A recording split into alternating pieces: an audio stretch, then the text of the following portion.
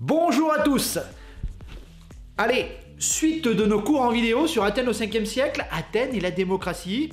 Lors de notre dernière vidéo, on s'était laissé avec la première partie sur la cité d'Athènes. On avait travaillé avec différentes cartes à différentes échelles et on avait également étudié le fameux Parthénon. Et oui, et l'Acropole évidemment, qui sont les lieux hautement sacrés, le lieu mythique de l'Athènes du 5e siècle.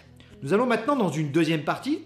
Je vous mets le titre ici, hein, les citoyens et la démocratie. On va se plonger dans comment fonctionnait cette première démocratie de l'histoire, hein, voir les points de différence avec notre démocratie actuelle. Mais ce qui est sûr, c'est que toutes les démocraties sont un peu filles de la démocratie athénienne. Alors certes, elles n'étaient pas parfaites, c'est vrai, mais c'est vrai que par rapport à toutes les autres cités autour, c'était un exemple, hein, c'était véritablement un mode de gouvernance tout à fait original et nouveau. Je vous avais demandé de travailler sur une fiche. La voici, la voilà, hein, d'accord, cette fiche, je vous la mets là, vous l'avez évidemment sur une partie où vous deviez réfléchir un petit peu, une étude de document, hein, sur comment la cité d'Athènes est-elle gouvernée. C'était le grand A, c'était la fiche numéro 7, et on va la travailler, on va la corriger. Alors je vous engage à prendre votre stylo vert, vous aviez à faire ça pour la fois dernière déjà, donc la correction est partie, alors on corrige. Hein, si c'est juste, tant mieux, vous mettez bien juste. Si c'est faux, n'hésitez pas, il faut mettre les bonnes réponses. Ça va se graver petit à petit, hein, dans votre esprit. Alors la première question, c'est à l'aide des paroles du citoyen athénien, compléter le schéma en écrivant les mots en gras dans les cases correspondantes. Alors le schéma, le voilà, je vous le remets. Hein, il fallait évidemment écouter et déjà lire ce que ce citoyen avait à dire. Je suis citoyen athénien et je participe 4 fois par mois à l'Ecclésia, sur la colline de la Pnyx. Là, je peux être tiré au sort et devenir l'un des juges de l'Héliée ou l'un des 500 membres de la Boulée qui prépare les lois. Si l'Ecclésia m'élit, je peux devenir l'un des 10 stratèges qui dirigent notre cité. Alors, il fallait remplir évidemment ce petit schéma. Alors, c'est quoi? Administre la cité et commande l'armée. Alors, le mot stratégie vient de là. Stratège, entre parenthèses, vous pouvez mettre magistrat. Rend la justice et contrôle les magistrats. L'Héliée, évidemment, le fameux tribunal, prépare les lois et veille au bon fonctionnement de la cité, la Boulée, entre parenthèses le conseil, d'accord, j'espère que vous avez mis donc l'Héliée, le tribunal, la Boulée ensuite, le conseil, et tout en bas, vous aviez l'Ecclésia, évidemment, assemblée de citoyens, etc., etc. C'est bon? Allez, on continue. Question numéro 2. Qui vote les décisions, élit et tire au sort les magistrats de la cité? Alors bon, qui vote et qui élit? Vous l'avez mis? Hein, c'est la fameuse assemblée de citoyens, l'Ecclésia. Donc en gros, ceux qui votent et qui élisent, c'est les citoyens, c'est vrai. Mais ces citoyens sont sur l'Ecclésia, hein, sur la colline de la Pnyx, on en avait déjà parlé. Donc là, j'aurais mis qui vote les décisions, élit et tire au sort les magistrats de la cité, l'Ecclésia, entre parenthèses, l'assemblée des citoyens. Qui sont les magistrats les plus importants d'Athènes? Super dur. Alors, les stratèges, et vous avez compris, j'espère en tout cas pourquoi les stratèges ce sont les plus importants, c'est ceux qu'on va élire, c'est-à-dire qu'on ne va pas les tirer au sort pour des raisons assez essentielles, on ne va pas donner au hasard, en tout cas, bon, les Athéniens pensaient que c'était les dieux qui évidemment dictaient un petit peu le hasard lors du tirage au sort. On ne va pas laisser le hasard, ou en tout cas le tirage au sort, hein, choisir les commandants de l'armée, hein, les stratèges, ceux qui vont mener Athènes à la bataille. Ce serait beaucoup trop dangereux. Imaginez qu'on se trouve avec un pied nickelé à la tête de l'armée. On ne serait pas un petit peu dans la mouise. Bon, voilà pourquoi. Hein, bon, les stratèges, c'est élu par l'Ecclésia, hein, à main levée, etc. Et un homme comme Périclès, par exemple, sera élu 15 fois de suite. Hein, c'est pendant un an, hein, ces élections. 15 fois de suite, au point qu'on a pu dire que Périclès était presque le roi d'Athènes. Ce qui n'est pas faux. La démocratie là avait 15 ans de suite. C'est quand même assez long pour un homme. Comment les Athéniens appellent-ils le gouvernement du peuple? Démos, kratos, c'est du grec, la démocratie. D'accord? Facile. À l'aide du document 1, indiquez sur quelle colline se réunit l'assemblée. Bon, on l'avait déjà fait lors de notre dernière vidéo. Rappelez-vous, hop, je vous remets les images, ça y est, ça vous revient. Comment s'appelle cette colline? On l'avait coloriée de la même couleur que l'agora, lieu politique. Alors, c'est la fameuse colline de la Pnyx, évidemment.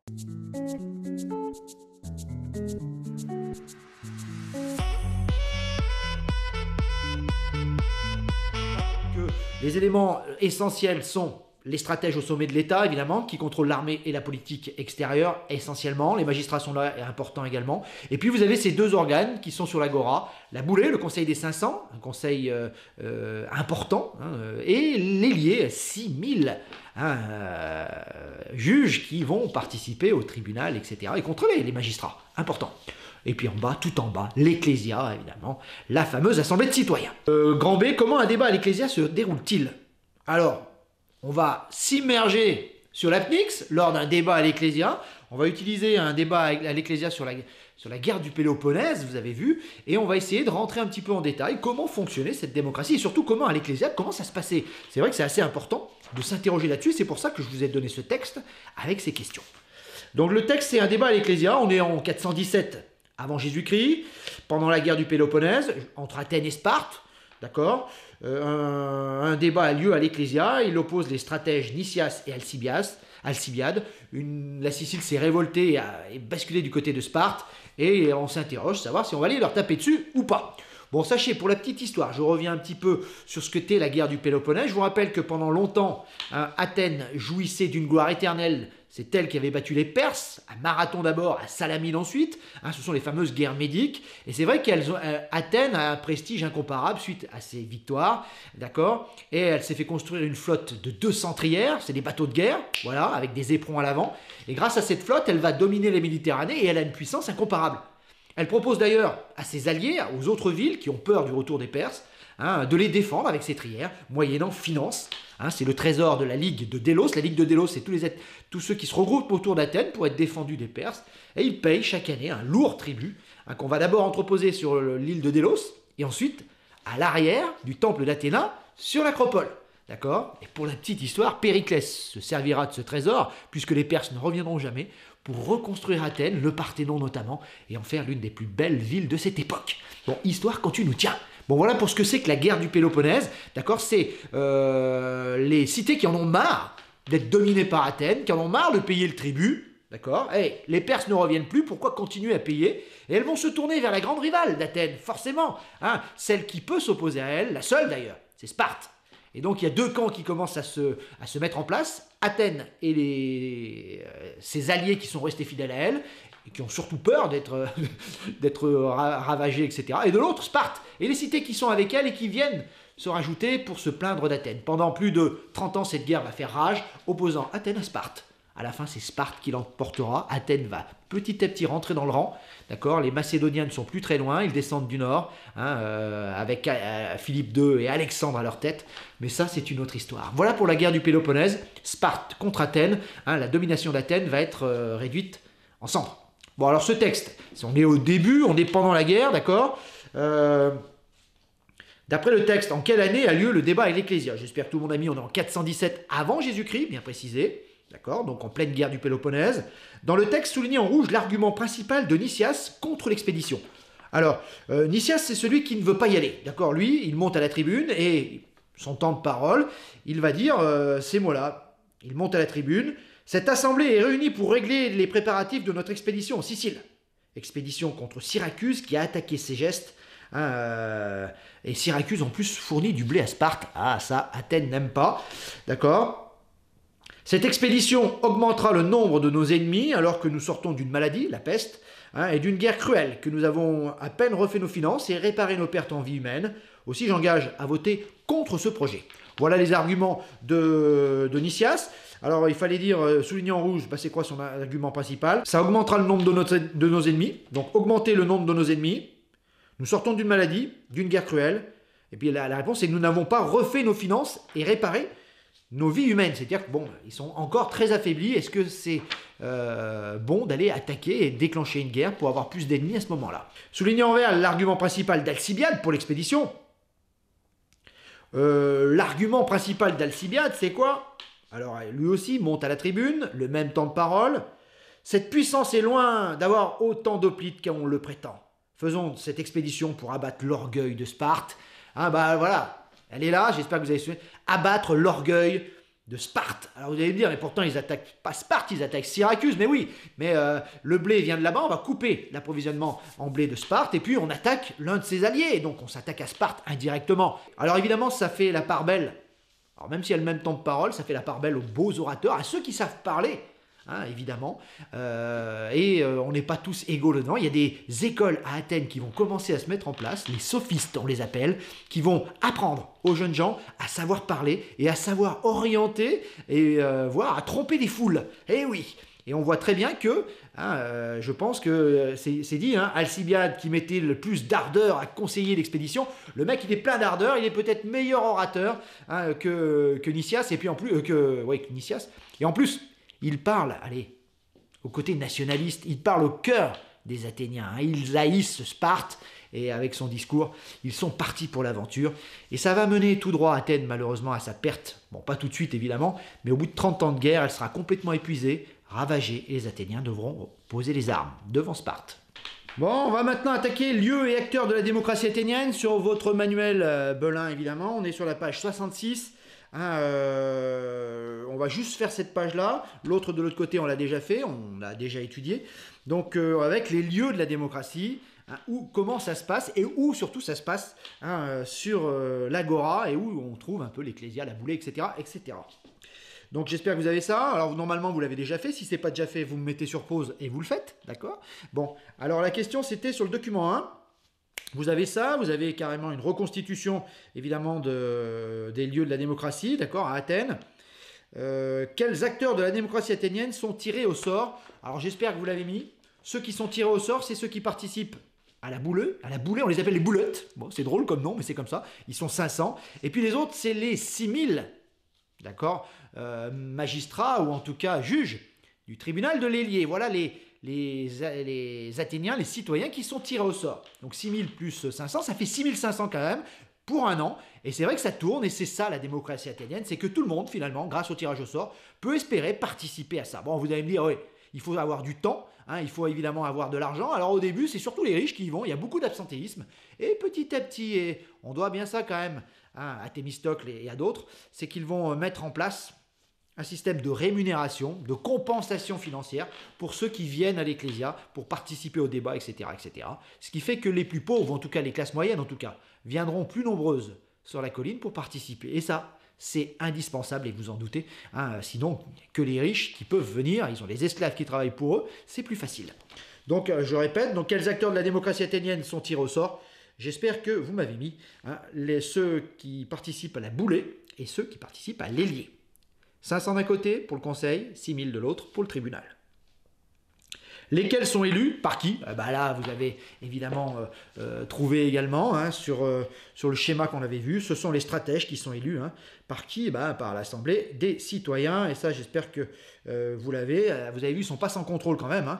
La boulée, notamment, contrôle les magistrats, comme l'Héliée. Il y a quand même un système de contrôle de ce système où on donne les pleins pouvoirs à 10 stratèges. Et là, il ne faut pas déconner, ils sont élus, on les choisit, on prend les meilleurs. C'est la guerre dont il est question et la survie de la cité. Bon, document numéro 2, les objets de la démocratie.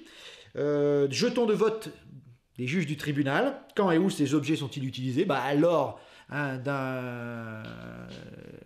d'un jugement au tribunal. Vous avez vu, la tige creuse signifie un vote pour la condamnation, la tige pleine pour l'acquittement. On passe avec une jarre, ils sont 6000. Ils votent, et évidemment celui qui a le plus de trucs l'emporte, condamné ou acquitté, c'est eux qui décident. Et puis l'autre côté, jetons du tirage au sort, vous avez vu, pour désigner les membres du conseil ou du tribunal.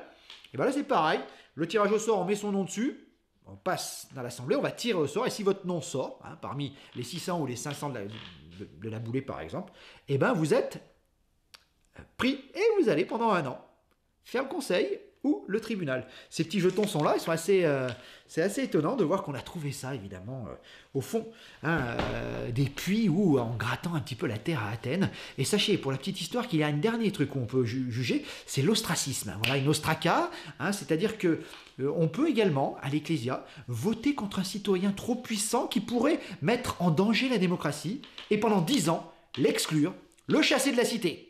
Ça s'appelle l'ostracisme, vous allez me dire, oulala, et oui, et sachez qu'un des personnages les plus importants de l'Athènes de cette époque a été victime de l'ostracisme. Thémistocle, le grand vainqueur, il a participé à un marathon, c'est le grand vainqueur de Salamine face aux Perses, Athènes est en danger, et cet homme va tirer toute sa gloire de ses hauts faits d'armes, c'est l'un des stratèges les plus importants d'Athènes à cette époque. Et il faut croire qu'il a des ennemis. on a retrouvé au fond d'un puits à Athènes une jarre cassée pleine d'ostraca, de petits tessons de poterie avec marqué dessus un Thémistocle. Il y a sans doute conspiration de ses ennemis qui le trouvaient trop puissant. On a sans doute payé les plus pauvres qui ne savent pas lire et écrire et on leur a donné des petits tessons évidemment pour aller voter contre lui et puis on a balancé le reste dans un puits. Les archéologues ont retrouvé cette forfanterie et ont retrouvé cette trahison. Le pauvre Thémistocle sera exclu alors qu'il a donné sa vie et qu'il a sauvé Athènes contre les Perses. Et oui, histoire, quand tu nous tiens.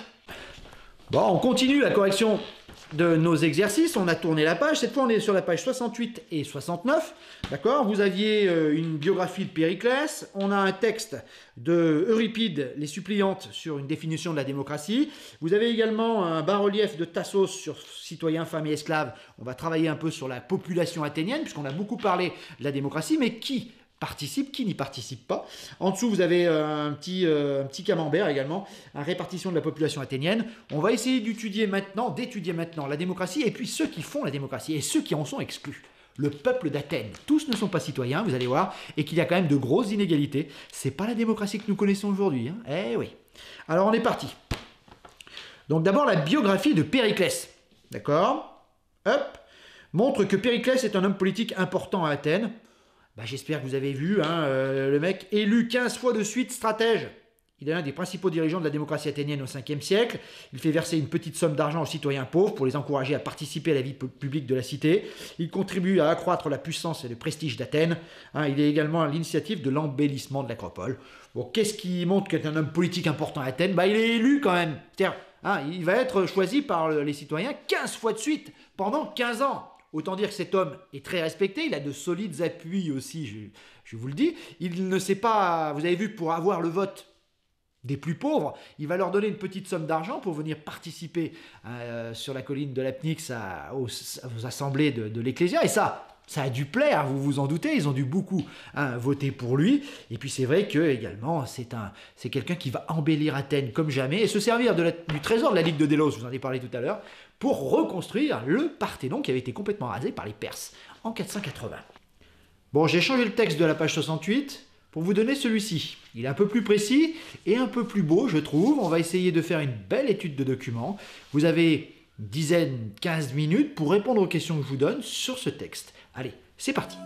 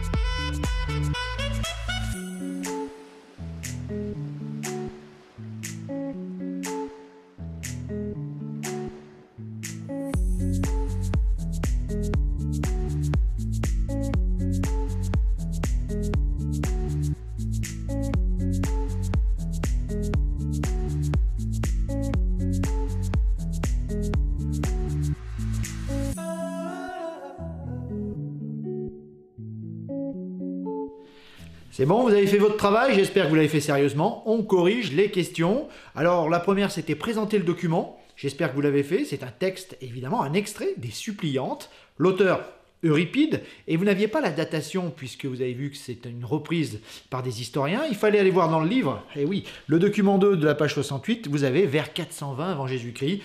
Voilà, et de quoi ça parle? Eh bien, ça donne une définition de la démocratie. C'est Thésée qui, face à un Thébain, donne tous les arguments qui défendent son régime politique favori, la démocratie. D'accord? Voilà, on a présenté le document. Ensuite, c'était quel héros Euripide utilise-t-il pour défendre la démocratie? Vous l'avez vu? C'est qui? C'est le fameux Thésée, évidemment. Le fameux Thésée, rappelez-vous, non? Vos cours de 6e, on s'en rappelle un petit peu.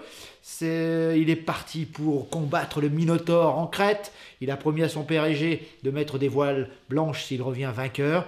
Le fil d'Ariane, le Minotaure est trucidé, il rentre et il oublie les voiles. Égée se jette de désespoir dans la mer, qui portera désormais son nom. Bon, ça vous revient, Thésée? Bon, voilà.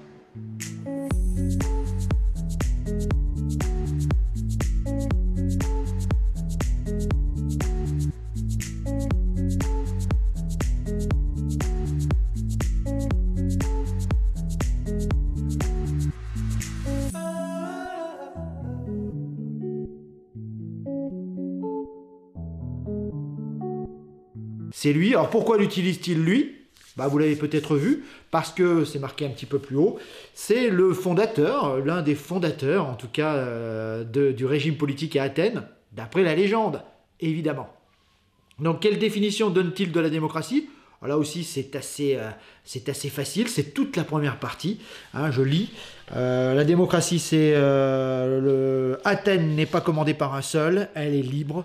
Le peuple a le pouvoir, et bien là vous avez tout compris. On aurait pu également prendre toute la suite de ce texte qui explique clairement ce que c'est que la démocratie. On aurait pu également mettre le riche n'est pas avantagé, le pauvre est son égal en droit. C'est ça la démocratie à Athènes, et c'est également le socle de notre démocratie actuelle, même si chez nous il n'y a pas d'esclaves et que les femmes peuvent voter évidemment. Quel est le régime politique du Thébain qu'il rencontre? La cité d'où je viens n'est gouvernée par qu'un seul homme, alors c'est le contraire de la démocratie, monarchie, un seul gouverne. Bien souvent également, vous avez vu par la suite comment Thésée qualifie-t-il le monarque, le roi, on va dire, de tyran. C'est un tyran, il faut savoir qu'Athènes a connu la tyrannie, un homme qui prend le pouvoir, un seul, et qui gouverne tout seul, évidemment, ça peut impressionner, et ça a fortement marqué les Athéniens. Pourquoi d'après vous avez vu pourquoi est-il le meilleur régime politique d'après lui, cette monarchie? Il le dit clairement, alors j'espère que vous avez vu, ça peut pas faire sourire. Comment un peuple incapable de raisonnement droit pourrait-il conduire une cité dans le droit chemin? C'est un sujet hautement philosophique. Est-ce qu'un peuple ignare, illettré, sans finalement savoir et sans éducation peut mener à bien la politique d'une cité? Une question qui se pose encore aujourd'hui, évidemment, pour être citoyen, pour pouvoir voter en bonne et due forme et en bonne conscience, il faut avoir une certaine éducation, avoir été formé pour ça, et c'est tout le rôle des profs d'histoire et de l'école de la République, évidemment. Pour le reste, à Athènes, c'est vrai que le débat anime un petit peu les assemblées, et on peut se poser la question, c'est vrai, il n'a pas tort, notre ami le Thébain, quand même. Il vaut mieux quand même un peuple qui a une certaine éducation pour pouvoir voter, etc., etc. Bon, pour le reste, les arguments de Thésée, en retour, il le dit, un seul homme a la puissance, la loi et sa possession exclusive, puis il le dit par la suite, le riche finalement est favorisé par rapport au pauvre, il n'y a aucune égalité, et ça, pour lui, c'est intolérable, et ça ne peut être appliqué à Athènes. Voilà pour ce texte, et j'espère que vous l'avez vu. Je vous rappelle que c'est Périclès qui va véritablement inventer ce nouveau mode de gouvernance, d'accord? Jusqu'ici, c'était surtout des monarchies, un seul, des rois qui gouvernaient, comme à Sparte, ou c'était des oligarchies, qu'on retrouve à Thèbes ou ailleurs, c'est-à-dire qu'une poignée d'hommes détenait tous les pouvoirs et ne le déléguait absolument pas. L'idée qu'un plus grand nombre puisse participer au pouvoir est nouvelle, mais c'est vrai que ces 40 000 citoyens sont vraiment au cœur de ce qui se fait à Athènes, et c'est assez nouveau qu'autant de monde puisse participer, évidemment, à la politique et à sa cité, et ça c'est énorme. Vous avez vu qu'à côté, il y a une horloge à eau. Pourquoi c'est aussi important, une horloge à eau? Vous l'avez vu, je vous l'avais déjà mis quand on avait travaillé sur la dernière vidéo. Cette horloge à eau, elle répartit équitablement le temps de parole à l'Ecclésia et au tribunal. Pour qu'on soit vraiment égal, il faut qu'il y ait le même temps de parole. S'il y en a un qui parle pendant 1 heure et l'autre pendant 10 minutes, vous vous doutez qu'il y en a un qui est avantagé. Vous allez me dire, oui, il faut être un bon orateur, je vous l'ai dit tout à l'heure. Évidemment, si on a 20 minutes chacun et qu'au bout de 5 minutes, vous avez terminé de parler, vous allez me dire si vous avez dit l'essentiel, tant mieux. Mais ça va forcément avantager quand même ceux qui ont le verbe facile, ceux qui ont la parole facile, les grands orateurs. Les sophistes vont créer des écoles spéciales pour apprendre aux jeunes Athéniens à s'exprimer et évidemment à convaincre les foules. Ça devient une arme et ça peut être dangereux évidemment. Vous avez vu qu'avec les réseaux sociaux aujourd'hui, on peut orienter les foules, on peut également donner un avis, critiquer, lapider sur la place publique. Et à cette époque, c'est vrai que si on est grand orateur, on a plus de chances de se faire entendre sur la colline de l'Apnix. Et cette fontaine à eau permet quand même de garder une certaine égalité. Aujourd'hui, c'est pareil, lors des élections présidentielles, sachez qu'il y a des temps de parole qui sont décomptés et que les candidats à la présidentielle n'ont pas le droit de parler plus que les autres. Ça ne serait pas égal, évidemment. L'égalité est en jeu, donc une petite horloge en dessous, et chacun aura le même temps de parole. Bon, en face, vous aviez donc, présentez-moi le document, tiens, on va jouer un petit peu. Alors, présentez-moi ce document, là, celui-ci, là. Alors, présentez-le-moi. Alors, c'est pas un texte cette fois, j'espère que vous avez mis. Alors, on regarde. Bon, c'est un bas-relief, sculpté, évidemment, dans un mur, de Tassos. Bon, il date de 450 avant Jésus-Christ. On peut le trouver au musée archéologique d'Istanbul. Et vous voyez, il n'y a pas d'auteur, évidemment, le mec n'a pas signé son œuvre. Donc voilà comment on présente ce document. On y voit, d'accord, des esclaves en train de travailler, le citoyen allongé sur un banc, etc., en train de donner ses ordres et de demander à manger, et sa femme juste derrière lui. Et vous avez plein de petits textes qui parlent des esclaves, citoyens, d'accord, la femme. Ça va faire bondir, j'en suis sûr. Quelle est la condition pour être citoyen athénien? Alors, on va déjà pouvoir le citoyen. Comment on devient citoyen? Vous avez dit, ils sont 40 000, ils ont le pouvoir. Mais c'est quoi un citoyen, finalement? C'est les définitions, j'espère que vous l'avez trouvé. Il faut être d'abord un homme. Eh oui, les femmes sont exclues. D'accord. Il faut être majeur, avoir plus de 18 ans. Ok. Un homme libre, évidemment, d'être pas esclave ou quoi que ce soit. Remarquez, c'est logique. Et surtout, d'avoir un papa, un père citoyen et une mère athénienne. D'accord. Vous voyez que la mère et la femme est quand même importante. Elle doit être d'Athènes et d'avoir un enfant d'un citoyen. Donc voilà, c'est assez dur. Donc, papa citoyen, maman athénienne, et ouais. Et puis être un homme libre et être évidemment pas un enfant, d'être un adulte maintenant. Voilà ce que c'est qu'un citoyen. Alors vous allez me dire, mais quelle horreur, les femmes sont exclues, oui, alors qu'elles représentent facilement, avec les enfants, 35% de la population, 90 000 personnes. Allez, ne vous emballez pas, je tiens quand même à rappeler que les femmes en France n'auront le droit de vote qu'en 1944, juste après la Deuxième Guerre mondiale. Autant dire qu'on ne va pas la ramener. Je crois qu'on est l'un des derniers grands pays occidentaux à donner le droit de vote des femmes. Jusqu'ici, elles étaient évidemment dans le giron soit de leur papa, soit de leur mari. Je vous rappelle que ma grand-mère, je vous le dis souvent, en 1950, a dû aller demander une autorisation écrite à mon grand-père de pouvoir travailler.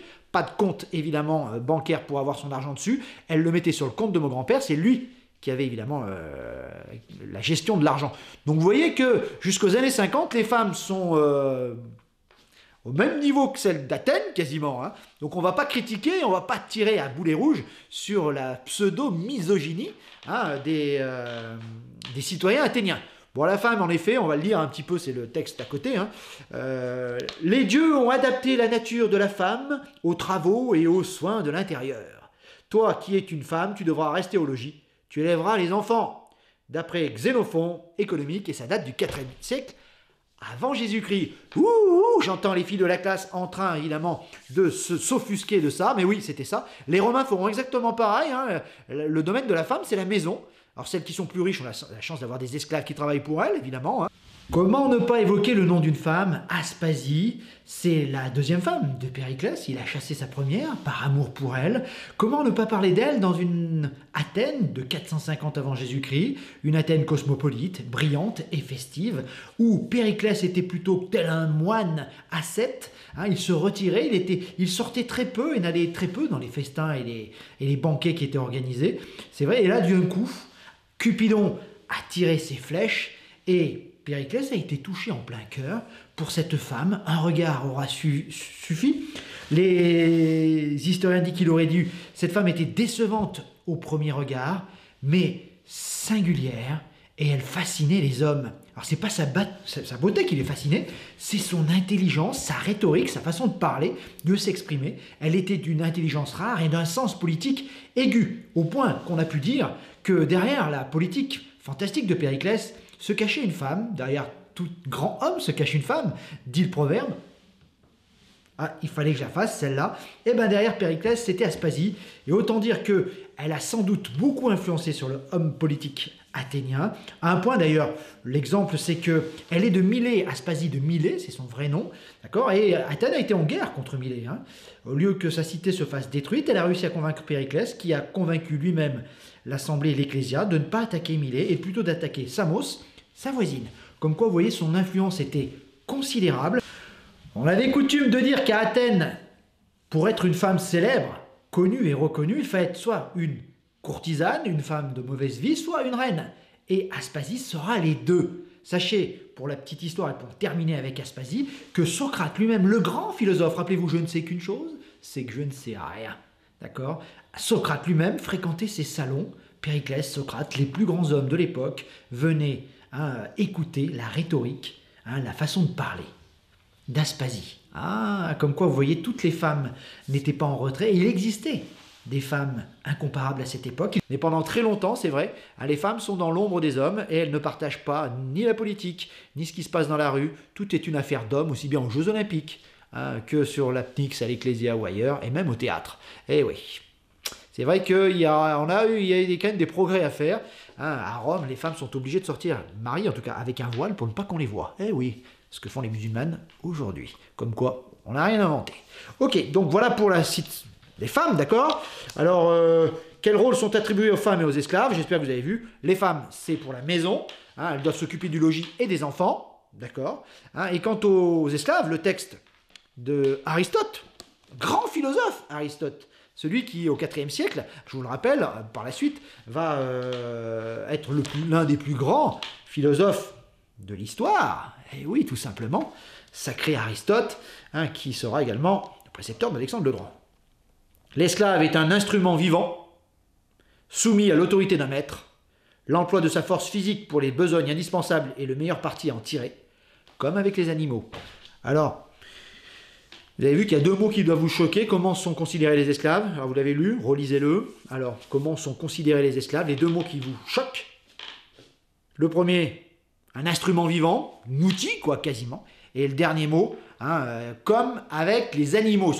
Soit d'instruments, d'outils, soit d'animaux. Voilà comment on traite les esclaves. Le maître a tout pouvoir sur lui, de le tuer ou pas. Bon, attention, il l'a acheté, etc. Souvent, ça coûte assez cher, un esclave. On va pas s'amuser à le trucider sans arrêt. Mais il y a des maîtres qui auront des enfants avec leurs esclaves femmes. D'accord? Il y en a d'autres qui les battront. Il y en a d'autres qui sont de bons maîtres, d'autres de mauvais maîtres, évidemment. Mais ces esclaves n'ont aucun droit et on leur donne surtout pas des armes. Hein. Ils ont beau être 100 000. Je vous rappelle que les esclaves, c'est 37%, c'est les plus nombreux de la cité d'Athènes, quasiment. Hein. Donc c'est très important. Et si on leur donnait des armes, ils pourraient vouloir se révolter. Mais attention, la guerre, c'est l'activité principale des Grecs, mais il y a quand même certaines règles qui ont été mises en place. On n'attaque pas par surprise, on se donne rendez-vous le lendemain matin, etc., dans un champ et autres.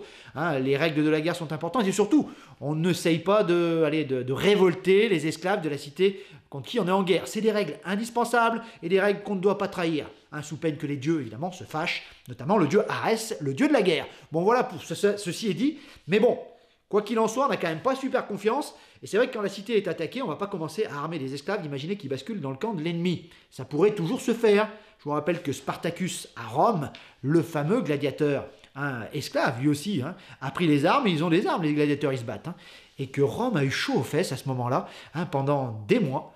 Spartacus et les gladiateurs et les esclaves se sont révoltés et ont fait trembler Rome. Donc c'est pas une bonne idée d'armer les esclaves. D'accord? Ceux qui vont ramer dans les bateaux, dans les trières, ce sont les citoyens les plus pauvres. Ils n'ont pas d'argent pour se payer l'équipement, de l'hoplite, voilà à quoi ça ressemble. Je vous rappelle, l'hoplite qui tient son nom du grand bouclier, hein, l'oplon, hein, et cette armure, et cet oplon et ces armes coûtent assez cher. Alors il n'y a que les riches et les citoyens, les classes moyennes, on va dire les citoyens moyens, qui peuvent se le payer. Donc les plus pauvres ont des frondes sur terre, et c'est eux qui vont ramer, puisque les bateaux deviennent plus importants, les trières notamment à Salamine, on en a déjà parlé, il va falloir ramer, et c'est les plus pauvres qui vont s'y mettre, et donc ils vont prendre une importance petit à petit très importante, puisque la puissance d'Athènes va se faire sur mer, et qu'on va bien avoir besoin de rameurs, et ce ne sont pas des esclaves, ce sont des citoyens. Bon, le texte 4, un métèque artisan, on a vu le citoyen, d'accord, de père athénien et de père citoyen et de mère athénienne. Bon, on a vu le citoyen, de père citoyen et de mère athénienne, un homme libre, etc., hein, adulte évidemment. On a vu les femmes, qui doivent rester à la maison et s'occuper des enfants, les esclaves, objets, instruments vivants et animaux quasiment. Hein, il nous manque les métèques, les derniers, ce sont les étrangers, c'est-à-dire tous ceux qui ne sont pas athéniens. Hein, je vous rappelle que les Grecs pensaient que tous ceux qui ne parlaient pas grec sont des barbares, et bien tous ceux qui ne vivent pas à Athènes, ou qui ne sont pas nés à Athènes et qui ne sont pas évidemment citoyens athéniens, sont des métèques, des étrangers, carrément. Alors ces métèques, vous aviez un texte, Xénophon, toujours lui, l'économique, 4e siècle avant Jésus-Christ. Quels sont les deux devoirs d'un métèque? J'espère que vous avez lu ce texte. Alors, vous avez vu, c'est un texte d'abord, et puis vous avez également une petite coupe du 5e siècle avant Jésus-Christ, d'accord, qu'on peut voir à Oxford, en Angleterre, où on voit ce métèque en train de travailler. Hein, vous avez vu, sans doute forgerons. Hein, les métèques sont surtout des artisans. Les métèques paient à la cité une taxe pour pouvoir vivre à Athènes. Il faudrait les dispenser de service dans l'armée aux côtés des citoyens, car c'est une gêne pour eux de devoir quitter leur métier de commerçants et d'artisans. Donc quels sont les deux devoirs d'un métèque? Donc payer une taxe pour pouvoir vivre à Athènes et puis servir dans l'armée. Et vous avez vu que Xénophon dit qu'il faudrait les exempter, parce qu'ils sont principalement artisans et commerçants et qu'ils font vivre la cité d'Athènes du point de vue commercial. Et ça, c'est important. C'est vrai que les citoyens athéniens sont plutôt des propriétaires terriens, souvent accaparés par la vie politique. Et ces métiers-là, forgerons notamment, comme on le voit sur la petite coupole, sont réservés aux métèques qui viennent d'à côté, d'autres cités, etc. Ils sont assez nombreux à Athènes, sur le petit camembert qu'on va voir toujours, 13% quand même, 35 000 personnes, ils sont quasiment aussi nombreux que les citoyens. Et bien justement, ce camembert, tac, le voilà, d'accord ? Vous l'avez sur le cours également qu'on va voir maintenant, ce cours qu'on va utiliser, donc ce petit camembert. La question, c'est la dernière. Les citoyens constituent-ils la majorité des habitants d'Athènes? Eh ben non. J'espère que vous avez mis, c'est quoi le contraire de majorité? Constituent une minorité. Ils ne sont que 40 000, c'est-à-dire à peine 15%, même pas entre 10 et 15% de la population athénienne. Les plus nombreux, ce sont les femmes, les enfants, ce sont les esclaves. Même les métèques sont quasiment aussi nombreux que les citoyens. Donc oui, ils sont une petite minorité qui a le pouvoir. Donc on voit que cette démocratie athénienne, finalement, est assez limitée. Elle est limitée à un petit nombre de citoyens, qu'à des hommes. Elle exclut une grande partie, 90% quasiment, de la population athénienne du pouvoir, que ce sont les femmes, les enfants, bon, ça c'est plus logique, les métèques, les étrangers, et puis les fameux esclaves qui sont les plus nombreux et qui sont là pour aider la ville d'Athènes à vivre au jour le jour. Donc voilà, pour ces corrections d'exercice, on a terminé. On va passer maintenant au cours. Grand 2, donc on avait mis les citoyens et la démocratie. Cours que je vous ai distribué, que vous avez collé dans votre cahier. Vous avez une petite photo de l'apnix, évidemment en page de couverture, et en dessous, grand A, la population athénienne au 5e siècle. On met un petit coup de stylo rouge dessous pour faire ressortir le titre, ce que vous avez déjà fait pour grand 2, citoyens et la démocratie, j'espère. D'accord. Les citoyens sont une petite minorité qui domine la société athénienne. Et bien ça, on peut le souligner avec un stabilo. Donc les citoyens sont une petite minorité qui domine la société athénienne. Eux seuls peuvent posséder les terres, voter et participer à la vie politique ou porter les armes. 85% de la population n'a donc aucun droit. On va souligner ça. 85% de la population n'a donc aucun droit. Esclaves, femmes, métèques. On va souligner enfin une démocratie limitée.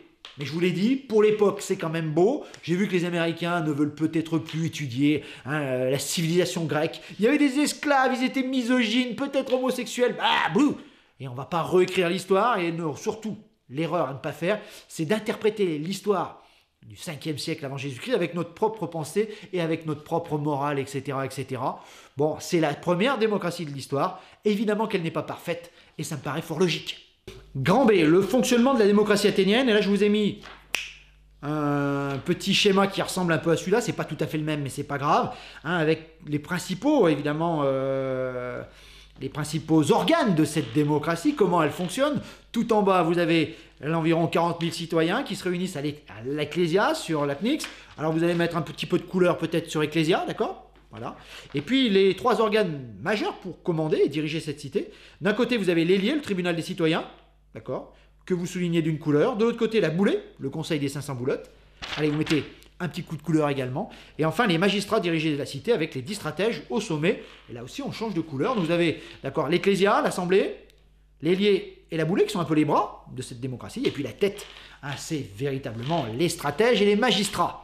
Vous avez vu qu'il y a des petites flèches qui sont très importantes, que vous avez là également peut-être me souligner. Tirer au sort pour ce qui est de l'ailier et de la boulée. Et puis vous avez vu, élection, là, faire ressortir, l'encadrer peut-être, pour ce qui est des magistrats et des stratèges. Voilà un petit peu les organes de la démocratie. On a déjà travaillé dessus, on a déjà fait les questions tout à l'heure, donc il n'y a pas de surprise. Vous avez vu que c'est quand même assez bien organisé, et tout ça se retrouve où ?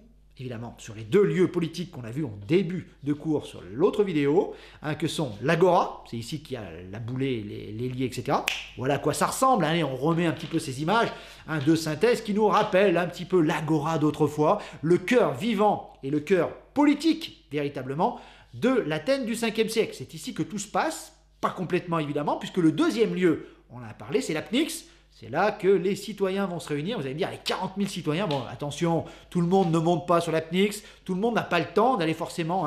Je pense que pour les décisions très importantes, telles la guerre, etc., ou la paix, il doit y avoir du monde. Mais pour le reste du temps, il y a beaucoup d'absentéisme, d'accord ? Et tout le monde n'a pas les moyens d'aller perdre son temps là-haut, même si, vous l'avez vu, Périclès notamment, a mis en place une petite somme d'argent qui permet aux plus pauvres de pouvoir quand même participer, d'avoir un dédommagement et de ne pas perdre évidemment son temps. Et vous vous doutez que Ils montent pas sans arrêt, et puis ils n'ont pas été éduqués, ou peut-être également ils n'ont pas la formation nécessaire pour pouvoir admettre et pouvoir participer eux-mêmes. Il faut quand même savoir parler, ce que la majorité des Athéniens ne savent pas faire, vous vous en doutez. Il y a même des écoles de sophistes qui vont être mises en place, donc ceux qui peuvent payer ces écoles vont avoir un avantage sur les autres. Ça me paraît une évidence. Bon alors attention quand même, tout le monde peut participer, tout le monde peut parler, mais il y a quand même quelques exceptions, on a quand même mis quelques garde-fous. Il y a l'atimie, par exemple, atimie, avec un E à la fin, c'est priver un citoyen d'une partie de ses droits ou de tous ses droits. S'il a volé, s'il a fauté, etc., on peut lui retirer ses droits et il n'en a plus aucun, l'atimie. Et puis on a parlé également de l'ostracisme, je vous en avais parlé. Si un citoyen devient beaucoup trop puissant, on a trop peur que la tyrannie, ça existait à Athènes, le pouvoir d'un seul homme, juste avant la démocratie, il y avait eu ça. Pour éviter que quelqu'un prenne le pouvoir seul, on a mis l'ostracisme, la possibilité de l'exclure pour 10 ans de la cité, de le chasser. Socrate, qui s'était opposé notamment à propos des dieux, mais également pour ses affaires personnelles à la cité d'Athènes, a été frappé d'ostracisme, et le très vieux philosophe a préféré se suicider à la ciguë plutôt que de quitter sa chère cité. Socrate, un des philosophes de l'histoire. Platon suivra, Aristote, etc., etc. Nous sommes ici dans le berceau de la philosophie, qui est un nom grec. Sophie, c'est la sagesse. Philosophie, l'amour de la sagesse, tout simplement. Bon, on n'en est pas là, mais tout simplement pour vous dire que cette démocratie fonctionne plutôt pas mal. Alors évidemment qu'elle a quelques défauts, c'est sûr, mais elle va fonctionner, bon gré mal gré, jusqu'à la fin de la guerre du Péloponnèse. Bon, on reprend notre cours et notre stabilo. Être citoyen, Être citoyen, alors c'est un homme adulte avec un père citoyen et une mère athénienne. Alors vous pouvez souligner ça en gros, homme adulte, père citoyen, mère athénienne. J'aurais pu un homme libre, j'aurais pu mettre également. Cette phrase est importante, vous me l'encadrez, c'est le plus important. Le système politique athénien est une révolution dans les cités où la monarchie, roi, ou l'oligarchie, petit nombre, domine. Allez, on va le mettre, ça aussi. Le système politique athénien est une révolution dans des cités où la monarchie et l'oligarchie dominent. On le souligne. Vous aurez appris une monarchie mono, un seul homme, oligarchie petit nombre, qui gouverne. La démocratie, Demos Kratos, c'est le pouvoir au peuple, qui connaît certaines limites, évidemment, c'est une démocratie limitée. Femmes, esclaves, métèques sont exclus. Donc on souligne la démocratie, Demos Kratos, c'est le pouvoir au peuple, mais soulignez-moi, limite, évidemment, de tout ça. Voilà, on a terminé notre cours sur Athènes au 5e siècle, c'est un cours assez intéressant quand même, à la fois du point de vue politique, etc. En conclusion, j'ai mis qu'au 4e siècle avant Jésus-Christ, les cités grecques vont se regrouper autour de Sparte pour mettre fin à la domination athénienne. Cette domination, je vous rappelle, qui était basée sur ces bateaux, sur la peur d'un retour des Perses. On devait payer un lourd tribut à Athènes pour sa protection, qui finalement, au bout d'un moment, ne servait à rien. Ça se fâche et ça se regroupe autour de Sparte, qui va profiter de la situation pour essayer d'abattre, évidemment, sa concurrente. C'est la guerre du Péloponnèse qui va durer 30 ans et affaiblir considérablement les cités. Victoire de Sparte à la fin, mais c'est une victoire évidemment au goût amer. Les Macédoniens arrivent du nord bientôt, et Sparte et Athènes sont tellement affaiblies, finalement, toutes les cités grecques réunies ne pourront lutter contre l'avancée des Macédoniens. Voilà. Donc dans cette conclusion, souligne-toi, au 4e siècle, les cités grecques vont se regrouper autour de Sparte. Vous soulignez guerre du Péloponnèse, 30 ans. Victoire de Sparte. Voilà en gros dans cette conclusion ce qu'il faut souligner. On va laisser Athènes au 5e siècle de côté. Sachez quand même, alors c'est vrai qu'on va un petit peu vite cette année, puisque on a des conditions de travail assez difficiles. J'ai volontairement sauté la deuxième partie de mon cours. C'était vaincre ou mourir, les guerres médiques. Qui sont évidemment, rappelez-vous, 300, on en avait parlé en classe, ces 300 Spartiates qui vont s'opposer aux Perses, la superpuissance de l'époque. Les Perses attaquent Athènes, c'est la bataille de Marathon, c'est la bataille de Salamine. C'est assez étonnant et c'est super. Pendant les vacances, je bosserai dessus, je ferai une vidéo sur ma chaîne Le Club des Baroudeurs sur les guerres médiques. Alors libre à vous d'aller y jeter un coup d'œil pour en apprendre un peu plus sur Athènes au 5e siècle et sur notamment tout ce qui est l'armée, etc. On parlera un petit peu de l'équipement, de l'hoplite, etc., etc. Mais volontairement, je ne l'ai pas mis dans mon cours. Mais rien n'empêche d'aller y jeter un œil, évidemment. Allez, je vous souhaite de bonnes vacances à tous, d'accord? Vous n'avez rien à faire pendant toutes ces vacances, je vous l'avais promis, c'est parti. 15 jours, aérez-vous, vous avez 10 km autour de chez vous, allez vous balader, faites autre chose, d'accord? Ce qui n'empêche pas de vous cultiver un petit peu, allez un peu sur YouTube, voir un peu des vidéos d'histoire, pourquoi pas les miennes, d'accord? Pour le reste, rendez-vous le lundi 26 avril, d'accord? Sur les contenus de séance de ce moment-là, en début de semaine, je vous donnerai le travail à faire pour la fin de semaine, avec une vidéo, un cours en vidéo comme celui-ci qui apparaîtra. On va travailler sur toute autre chose, on change de chapitre. Rome, viva Rome! La ville des origines, Rémus et Romulus, la République romaine, Jules César, la bataille d'Alésia, etc., etc. De belles aventures, des cours d'histoire en vidéo qui s'annoncent passionnants. Et on se retrouve, j'espère, Inch'Allah, comme on dit dans certains pays, le 3 mai, début mai, pour des cours en classe avec nos jolis masques et nos jolis sourires en dessous. Enfin, j'espère. Allez, portez-vous bien. Ah bye bye, à bientôt.